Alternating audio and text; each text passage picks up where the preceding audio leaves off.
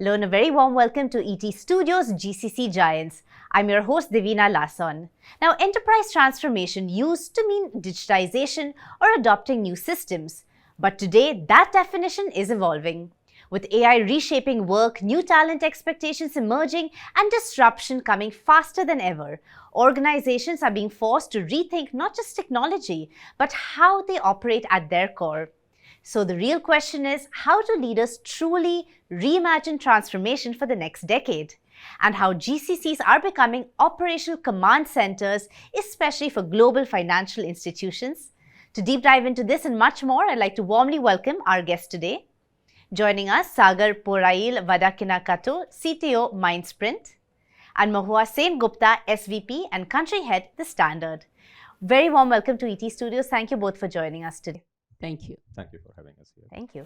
Just to get the conversation kick-started, I'd love to understand from each of you, was there a certain moment in your career where you realized that GCCs are actually evolving and it's no longer just a support center, but truly that operational control tower of the entire organization? Mohua, would you like to kickstart?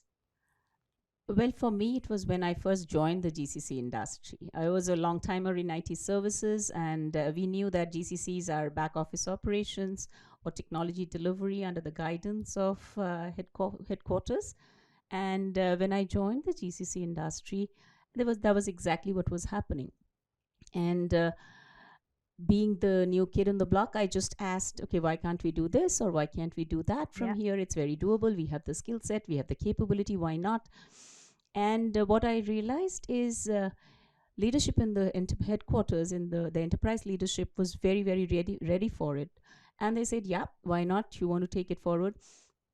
And we actually, from being a back office operations group, we took over product design, product development, platform ownership, risk and resilience, operational processes which are core to the organization, like trading, all of that. And literally within a period of a year and a half, we became the backbone of the organization, right from technology to the front office. Other than people who had to sit there and talk to the client, the sales side of it, everything was being driven from India. Okay. So for me, that was a realization that the world was ready. Yes. It was probably the service orientation or the mindset that we grew up with. Yes. That was the roadblock. And I think from there on, there was no moving back. And I see the same happening in other GCCs as well. Much larger ones who have been here for 30 years have completely climbed a different scale now. Yeah, wonderful. Truly inspiring. Sagar, how about you? Yes, I think very similar story to what Mohua mentioned.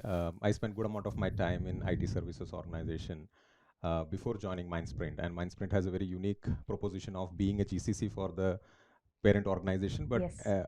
But now over the last 3 years has taken its own independent path to become an IT independent consulting firm. If you look at the philosophy with which Mindsprint worked for their parent organization when they were part of the GCC structure, the philosophy that stayed always was to keep GCC at the core of every innovation or every transformation that gets driven within the organization.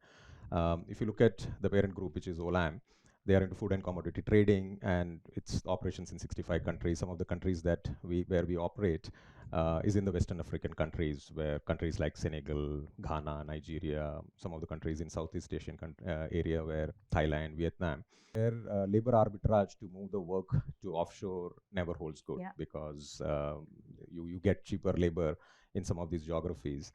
It was always a efficiency game. It was always about value and what else we can do, how much more we can do with less.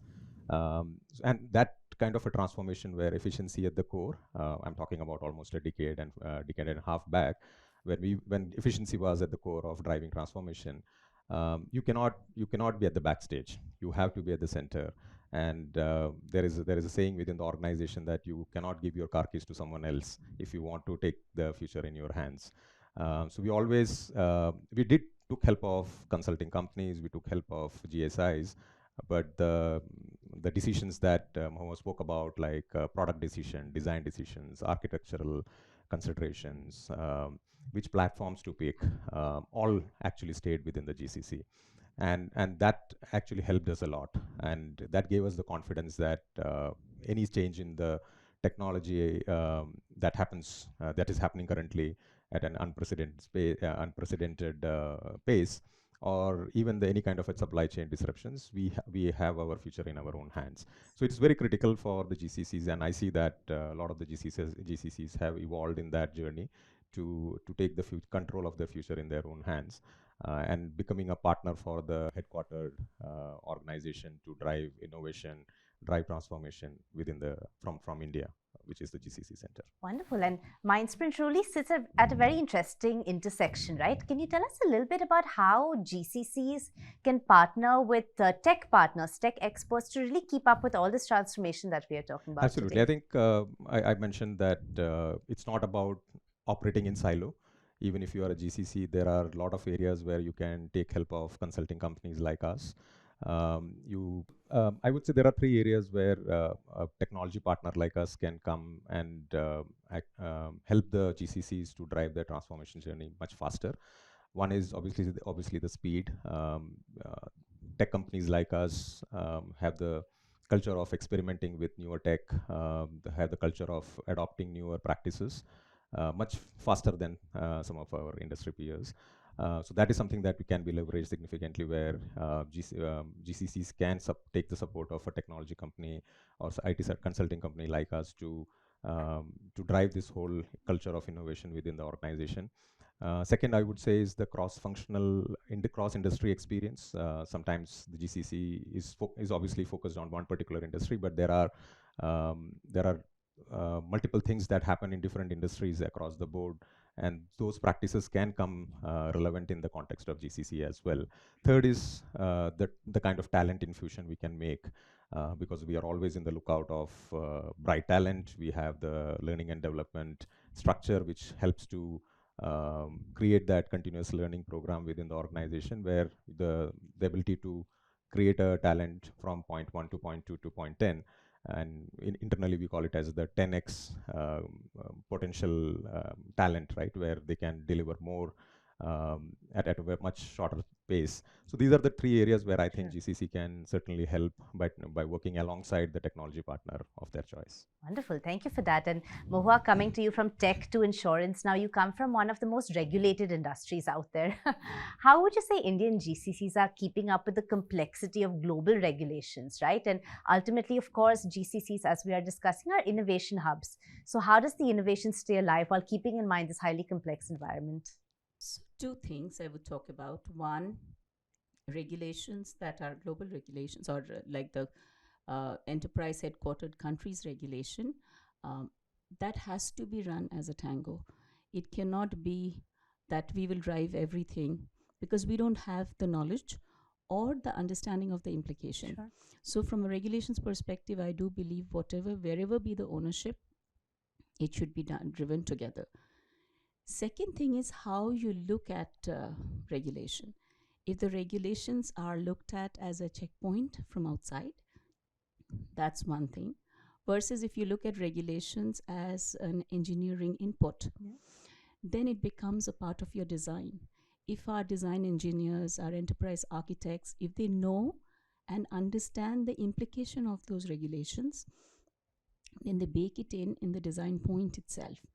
And that, according to me, helps us move ahead faster rather than slowing us at the back, because we might just sprint and then falter. Sure. And then it's a much longer time to recover. And while we are regulated, we are also all these. BFSI is a very trust-based organization, right? So once the trust is broken, it takes much longer to build that back. Absolutely. So baking in regulatory requirements at the design stage, according to me, is actually a smarter move from a speed perspective as well. Wonderful. What role does leadership play here, right? When it comes to Indian GCCs, how are the Indian leaders that are emerging today really shaping up to keep in mind, again, the global financial requirements when it comes to leadership, organization regulation, and so much more? So leaders actually drive the organizations, right? Much as we say that leaders are as good as their teams, leaders do have the responsibility of driving the team in the right direction. So that's one side. The other side is, see, in Indian GCCs, traditionally, it used to be the leaders would go and share updates. And we are great. We are known to be great at delivery. So everybody in a group meeting would expect delivery update from the leaders in India. Sure. Very rarely were the leaders in India part of the enterprise decision making, the enterprise architecture, the risk ownership. They were not front and center. Strategic decisioning was not happening in India. I think that has changed, or changed in most parts. I'm sure there are GCCs where it's still not happening, but in most parts, GCC leadership is today baked into the enterprise decisioning. And that's the biggest shift that has happened, according to me. And the leaders have to be ready for that. Service mindset will not work. Absolutely. And the leaders also need to build the next level of leaders who can then take on that step. Otherwise, it becomes a very single leader dependent. And then we know with our attrition and everything, it doesn't work. Absolutely. So it is important that the leaders grow themselves and also grow the teams. Yes, wonderful. Sagar, let's bring you in on this. Your take on leadership and also the evolution of teams, right? The kind of workforce we're looking at today in the age of AI, where everything is transforming so rapidly. How does this all align to really ensure that the Indian GCCs again are standing strong on a global scale? Yes, I think agree to what Mohua mentioned. Technology is something that is very visible, but behind the transformation, there is mindset, there is leadership, there is culture, which actually decides whether the transformation initiative that you have embarked upon gives you the value that you have thought at the beginning. So it's very important to focus on the talent. It's very important to focus on culture. It's very important to focus on the continuous learning. You spoke about AI and the pace in which the technology is changing. What we built 6 months back is not relevant now. Absolutely, So most of my team is actually refreshing what they have done 6 months back to say ahead of the curve, to say. So it's very important to create the culture where you have the safety of experimenting and then scaling a solution to make it an enterprise grade. There is always, like for example, my CEO always says that continuous learning is important, but now we have come to a stage where the speed of learning also is mattering, right? So it's not a question of are you learning? It's the question of how fast you are learning. And I would take that to next extent where I would say that how fast you are unlearning and then learning something in a different way. So it's very important to build that culture in the organization where you are able to bring the right talent into your organization, but helping them to scale up, where they are not afraid to take decisions, where they are not afraid to experiment. And if the fear of failure doesn't exist in an organization, they know innovation automatically thrives. So talent, leadership is very important. If you don't have the right level of leadership in the organization, however talented people you may bring in, the culture of not doing innovation at the pace where the industry is moving will always hamper your growth. And I would say that technology and innovation has become a competitive edge. So if you stay behind the curve, then it's actually starts impacting your top line, to say. Absolutely. So how is AI impacting the core business process for each of you? Again, such different industries, such different backgrounds, yet AI, of course, is the central most conversation across sectors. So how is AI really impacting the very core of the business for each of you? Mohua? So say insurance as an industry was known as slow-paced when it came to digitalization. That has changed completely. Yes.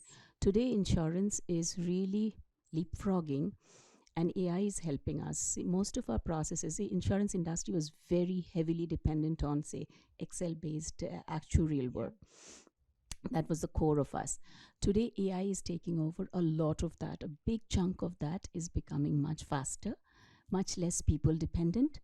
But having said that, we are also an industry where empathy plays a big role. Absolutely. It is we come into people's or we talk to people, or we come into people's lives when they're probably going through the toughest time. It could be a disability, could be health, could be death, and sometimes it's something nice like a birth in the Sure. family. But typically, it's a very difficult time when we come in. And so AI in insurance industry cannot just take over without the empathy part. So I think for us, it's extremely important to have the right guardrails Yes. for AI Yes.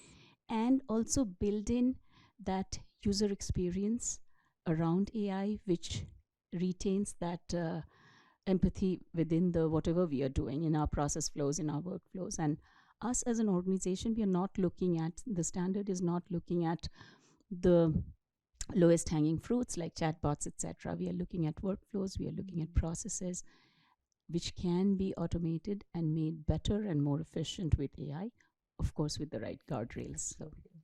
Wonderful. Yep. Sagar? My point of view here is now most of the enterprises are becoming more and more complex. If you see what an enterprise was 10 years back, 15 years back, is not this. Their IT estate itself has changed a lot. Most of the enterprises have more interconnected platforms. They have multiple products, multiple applications which talk to each other. There is huge amount of data that is actually moving within their enterprise, right? And in the process, what has happened is the decision making by using all these applications and platforms that you have built and the business processes associated with that is becoming more and more difficult. Yes. The decision making has become much and more complex these days. So how can we leverage AI in, as Mohua mentioned, to bring into the core business processes is very important. There is no point in doing AI in the periphery of your IT, core of your IT. How do you bring AI in the core business processes? So some of the solutions where we have worked a lot is how do we bring AI in our finance operations, whether it's your account payables, whether it's your month-end closures. How do we use AI in procurement functions, because some of our customers have very huge procurement spend. So how do we use AI in giving them the intelligence which is required, which can actually help them to make decisions faster and make more intelligent decisions in the process. So that's the core, where it's not about bringing AI for the sake of bringing AI. How do we use AI for the best use of the business? Absolutely. And needless to say that the security protocols, because building AI for an enterprise requires a lot of, you have to go through the 9 yards. So how do you build your adversarial systems if you have agents working alongside the human? How do you create um, more security protocols? How do we create policy as a code? These all architectural principles become the foundation if you are building an AI solution. So those are very critical. So how do you educate your enterprise architects, your designers, your technical team to use AI, but at the same time safeguarding the proprietary of the business is very critical. Yes. And that's where the focus should be for all the GCCs as well as the tech partners like us. Wonderful. Right, wonderful. Before we wrap up, let's understand as well from each of you, what would you say in your industries is the next big frontier that we can expect out of GCCs in India, especially given the global importance that we are facing today? Mohua, in the financial sector, what is that next big frontier we can expect? See, most BFSI GCCs are looking at making the GCCs a microcosm of the whole overall enterprise. If you do just tech or just operations or just contact center, you can only reap benefit to that extent. Only when the GCCs become a true microcosm, that's when we get the best out of the GCCs. And also, we talk about GCCs being the backbone. It is possible only when you have multiple groups working out of here and owning the enterprise's backbone. I think that's where a lot of organizations are going. Everybody is on the path. Some have probably achieved that sooner or are achieving that sooner than later, but that's one of the biggest thing. Second thing, AI being the core and moving so fast, it is, I think, in insurance industry at least, it is going to drive the next set of processes, next set of changes. And India being front and center or being the core of AI skill talent base that of the world today, I think that puts us in a sweet spot in being that driving backbone, where we move away from being running behind the enterprise to actually a GCC where the enterprise runs on us. Yes, yes. What an inspiring vision of the future. Wonderful. Sagar, and to you. Yes, and I think from my perspective, since I wear two hats, one is to support GCC, and second is to being an independent technology consulting firm. How do you look at the future? So from the GCC or supporting the headquartered organization, how do you continue to understand the business like no one else's business, right? So we have to be partner with our parent organization to understand their business, how their business is evolving, and how do we bring technology to solve the business problems, right? So at the day when the technologist understands the business intimately, I think half of our problems get solved, which typically you struggle to do that. So the focus on one side is to build that whole domain context, because if you're building even an AI solution, you need to understand the context, you need to understand how much drift we can do. And most of the enterprises are looking at, with the whole advent of AI, they are looking at building their own SLMs or LLMs, which understands the business context very well. So that is one aspect that I'm looking at. Also, I think in 3 to 5 years, we are looking at an era where a lot of humans will have to work with 2x, 3x of agents alongside them. Yes. So how do we build and how do we make ourselves ready to operate in an ecosystem where you have 1,000 engineers, but there are 10,000 agents who are working alongside, and create guardrails, create the governance, create the mindset within the talent pool to make them operate seamlessly along with agent, because we can make the agents learn faster. How do we make our human talent learn at the same pace and understand how they can handshake with the agents more faster and more seamless? I think that's where, from being an IT consulting company, we are focused on how do we create the talent pool who doesn't find agent as a threat to their livelihood, but rather than as a amplification to their productivity. Absolutely. The human factor will always be integral to the entire process. Wonderful. Thank you both so much for being here in ET Studios and leaving us with such great takeaways about the future of GCCs in India. It's been a pleasure to host you both. Thank you so much. It Thank was a you for pleasure. having Thank us. Thank you. All right, on that note, that's all we have for you on this episode. And what we're seeing is a clear shift from supporting global businesses to shaping how entire industries operate through technology. The next wave of global vertical tech is already taking shape. Until next time, many thanks for watching ET Studios GCC Giants.